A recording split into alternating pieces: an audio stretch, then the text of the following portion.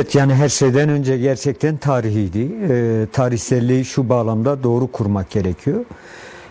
Sayın Öcalan sürecin başlangıcından itibaren bir şey söyledi. Bence o çok önemliydi. Ben Kürt meselesini idam sehpasından masaya getirmek istiyorum metaforunu kullanmıştı. Gerçekten bu yönüyle tarihseldi. Çünkü Cumhuriyet tarihinde Cumhuriyet'in antidemokratik uygulamalarına karşı Kürtler ilk günden itibaren itiraz etti. Devlet de tam da inkar ve yok sayma hükmünden yola çıkarak imha siyasetini devreye koydu. Dolayısıyla bugüne kadar esasen Türkiye Cumhuriyeti tarihini, devletin tarihini göz önünde bulundurduğumuzda şöyle bir değerlendirme yapmak mümkün. Devlet inkar etti, Kürtler isyan etti ve bu süreç 5 Ağustos tarihine kadar devam etti. Sayın Öcalan'ın büyük bir özveriyle, büyük bir sabırla, büyük bir metanetle yürütmüş olduğu süreç neticesinde bu mesele masaya nihayet gelmiş durumda. Dolayısıyla ilk kez Kürtlerin tarihinde ve Türkiye Cumhuriyeti'nin tarihinde Kürtler ve Türkler meseleyi yasal zemine kavuşturma adımını atmış oldu. Bu açıdan tarihseldir. Yani bu yönüyle doğru okumak lazım. Tabii ki her şeyin bitişi değil, tam manasıyla bir başlangıçtır. Yine Sayın Öcalan'ın tabiriyle ifade edersek, 1000 metrelik bir yolun birinci metresinde, birinci aşamasındayız. Dolayısıyla o çok kullandığı yine bir deyimle ifade edersek, negatif aşamayı bitirdik. Pozitif aşamaya artık yasal boyutuyla girmiş olduk.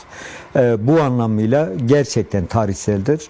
Hem bizler açısından hem Kürtler açısından hem Türkiye'de demokrasi mücadelesi yürüten dinamikler açısından, bütün yapılar açısından siyaset kanalının güçlendirilmesi, demokratik siyasetin artık en büyük özne haline gelmiş olması bağlamında bu yasayı çok çok önemsiyoruz ve tarihsel buluyoruz.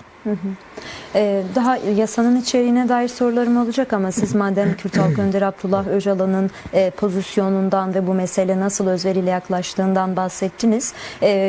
Günlerdir tartışma konularından bir tanesi, aslında konularından değil daha çok içeriğinde bahsi geçen meselelerden bir tanesi.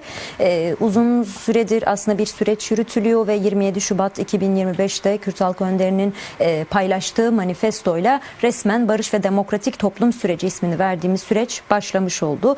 Bugüne kadar çeşitli duraksamalar oldu, ağırdan almalar oldu, partinizin bu yönlü eleştirileri, çoğu zaman açıklamalarınız oldu. Bu konuda mitingler yapıldı, yürüyüşler yapıldı. Sürekli iktidara, devlete bir hatırlatma yaptınız ve kendini geri çeken yerlerde durduğuna dair eleştirileriniz varken bu konuda geriye doğru değil her zaman ileriye dönük adımlar atan ve o duraksamaları aşan açıklamalarda tek sözüyle bile ya da bir perspektifiyle bile bu sürecin önünü açan bir yerde durdu Kürt Halk Önderi Abdullah Öcalan. Biraz daha onun rolünü konuşmak isteriz. Geldiğimiz aşamadaki rolünü konuşmak isterim sizlerle.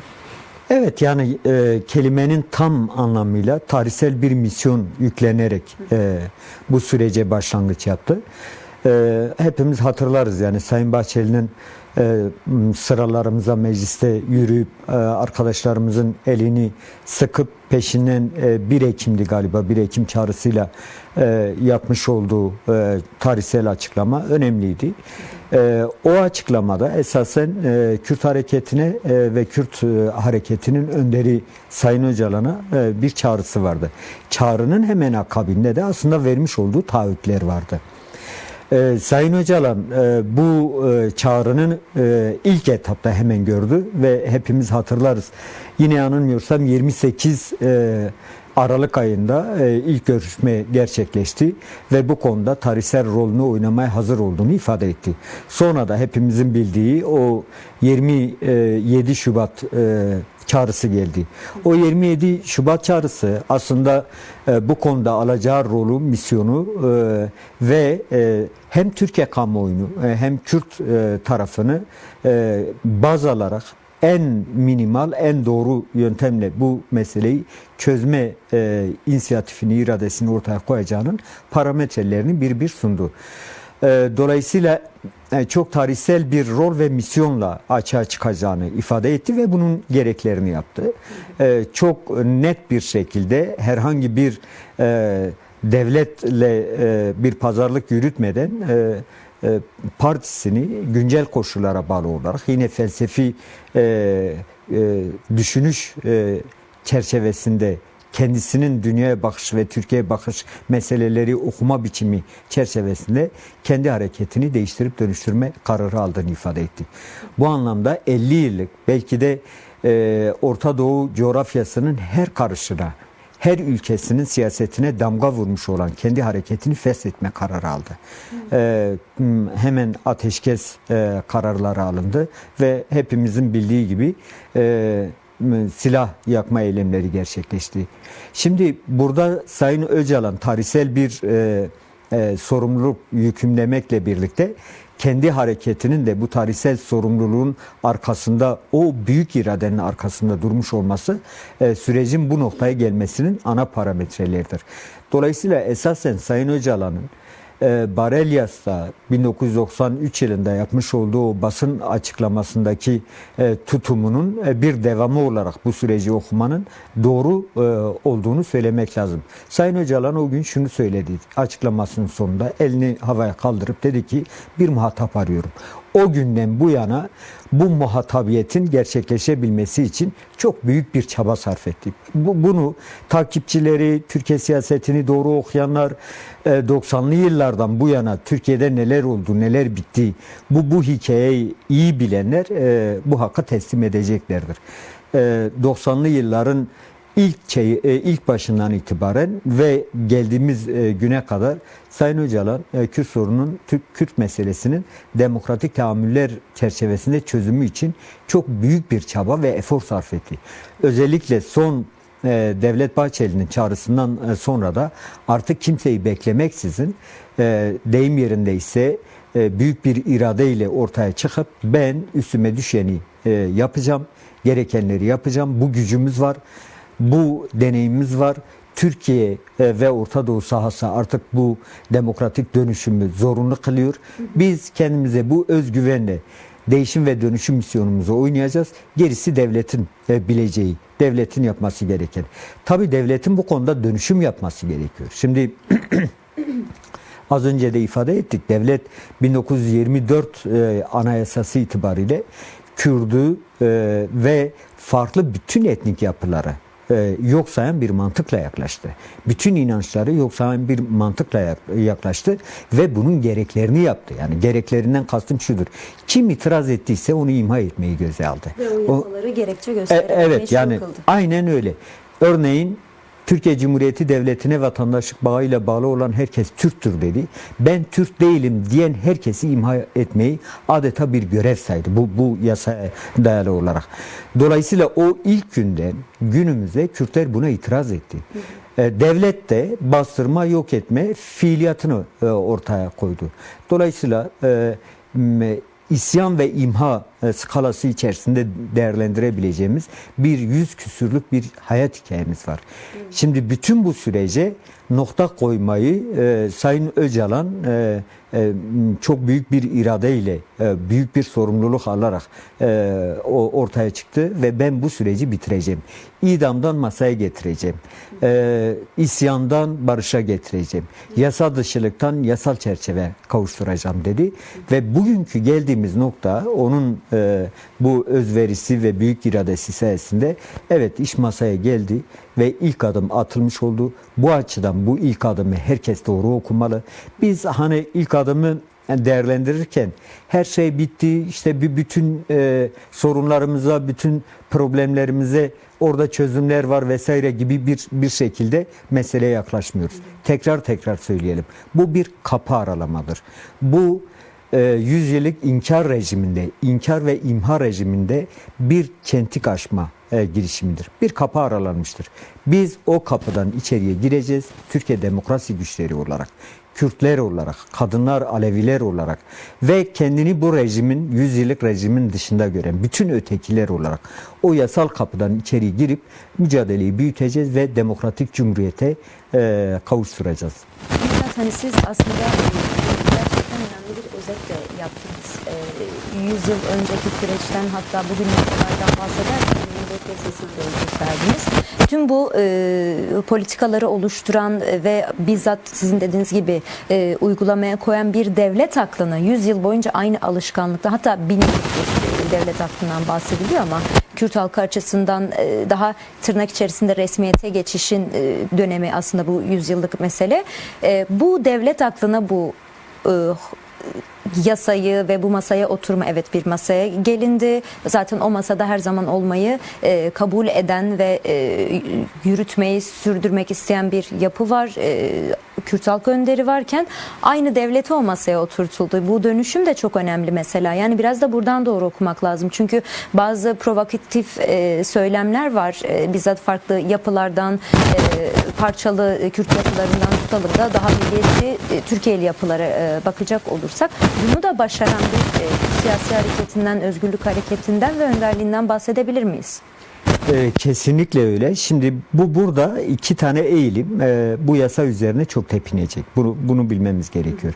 Bir taraf şunu diyecek, diyor da devlet teslim oldu. Devlet PKK'ye, Kürt Özgürlük Hareketi'ne ve onun önderi Sayın Öcalan'a teslim oldu. Bir kesim bu dili kullanıyor. Bir kesim de Kürtlerin teslimiyet konuşacak. Kürtler teslim oldu. Bu kadar bedel verdik, bu kadar emek verdik, hiçbir şey yerine gelmedi, dilini kullanacak.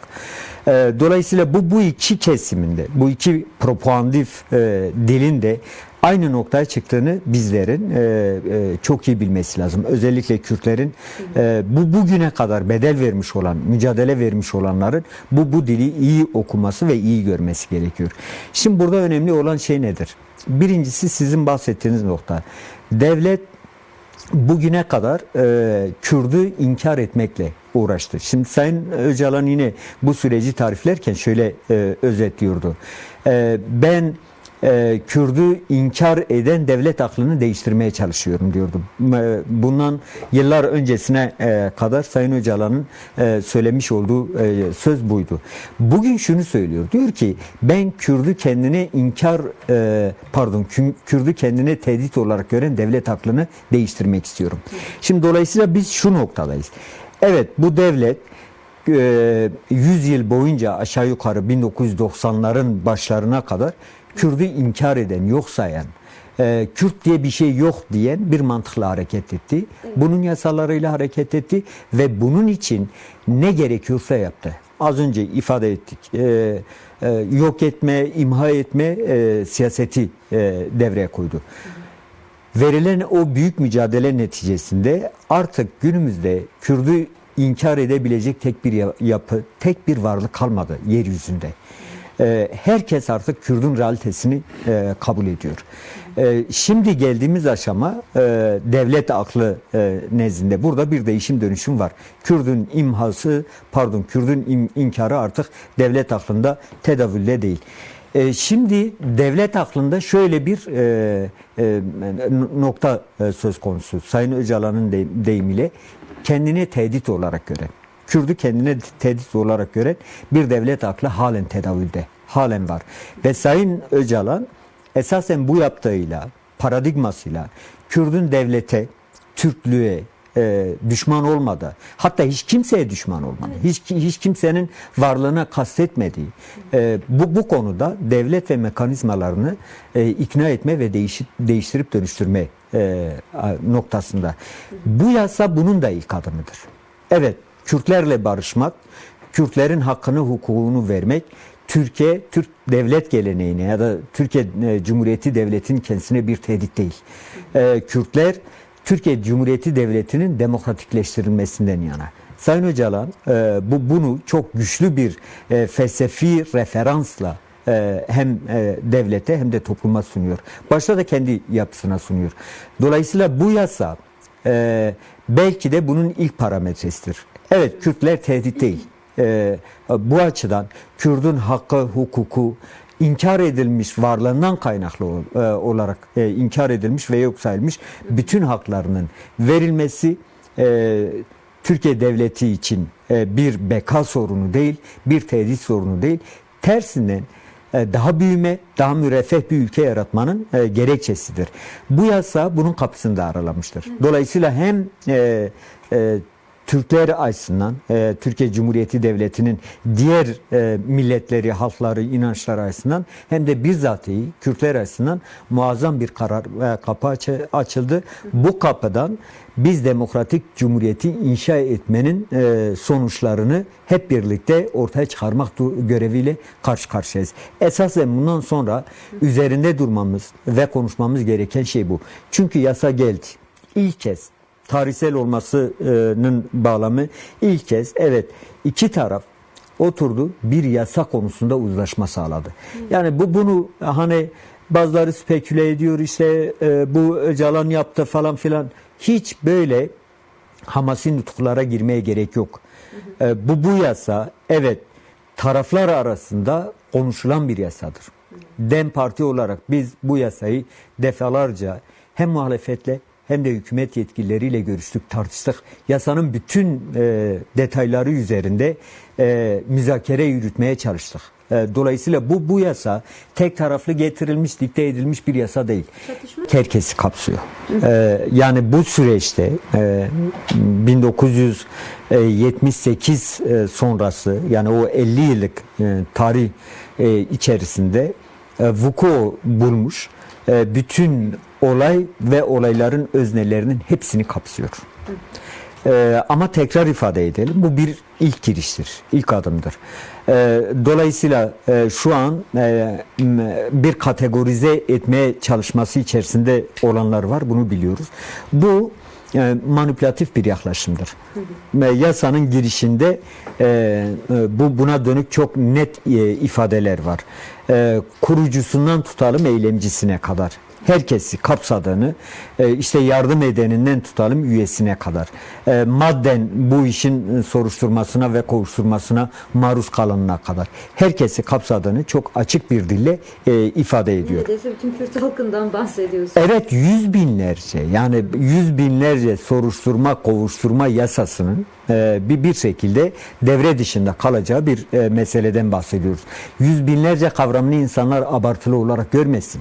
Rakamlar var elimizde. Yüz binlerce dosya ve dava konusu var.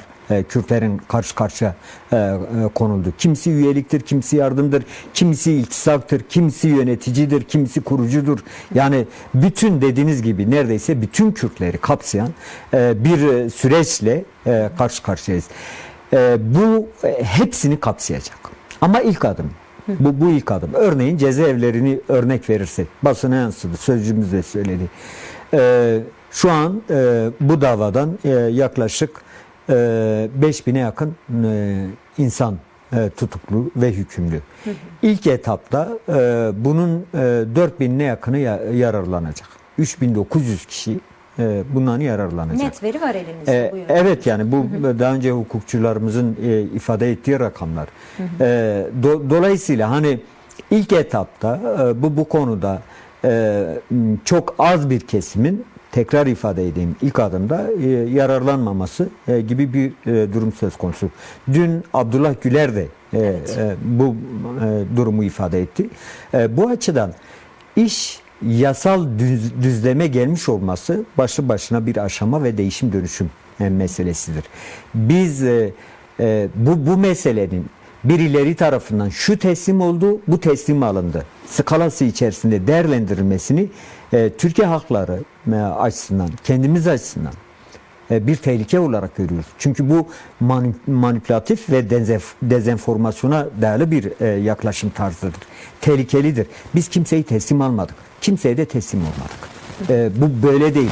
Türkiye 100 küsür yıllık devlet geleneği içerisinde ilk kez kendi halkıyla ve büyük bir toplumsal yapıyla bir uzlaşma arayışında.